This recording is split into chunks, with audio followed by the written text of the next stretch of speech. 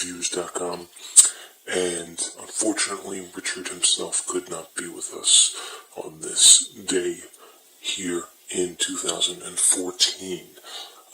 But nonetheless, Richard has given his insights and opinion on the piece we're going to be reviewing today, and that piece is A Field Guide to Shells of the Atlantic and Gulf Coasts and the West Indies by Percy A. Morris. This is the Peterson Field Guide series, and this goes along with other Peterson Field Guide series that Richard has also read. Of course, dealings with nature and cosmetology and astrophysics. This book is rather old compared to other pieces of Richard, but nonetheless, he felt it very helpful and insightful in the terms of seashells and aquatic pieces, such as old amoebos and amantidites that can form different tributaries in the world as we know it. This book, as you can see on the front cover, is clearly sponsored by the National Audubon Society and the National Wildlife Federation. This is the third edition, completely rewritten and enlarged. West Indies shells now included 1,035 shells and 1,033 illustrations. That is a far cry from being too off from being perfect match. That is very well indeed, as Richard has duly noted in previous videos here on youtube.com/Richard Reviews. You can find all of Richard Reviews here on youtube.com. Griffin Chestnut, Richard's online alias. That is his avatar for online communication and social media.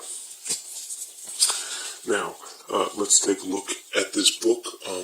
Before we do, I believe the price that Richard paid for this was $3.99 at a garage sale in early 2014. I believe it was somewhere around Cobleskill, New York. He was touring at the time, and Richard felt it necessary to obtain this to complete his collection of the series.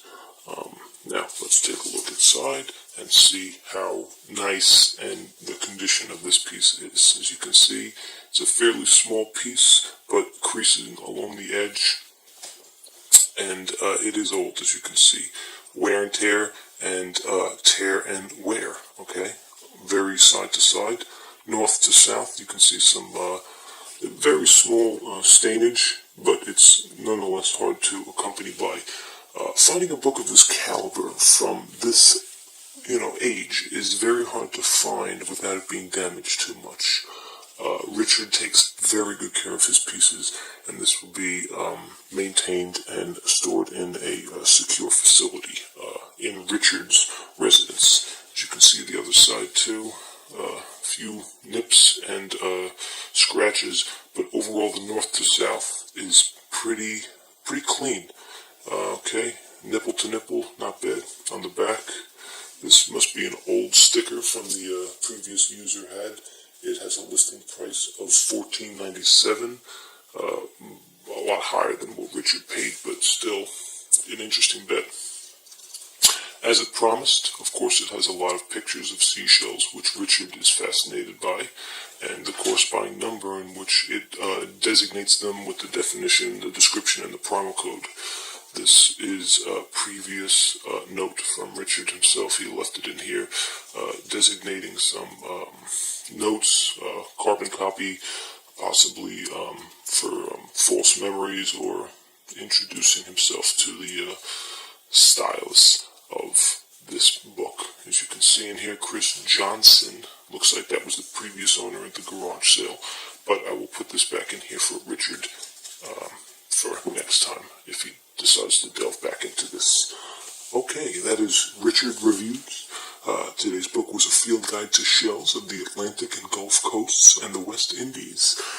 Catch us next Tuesday, every first Tuesday of the month of the second new year of every year following 2014. Thank you and goodbye.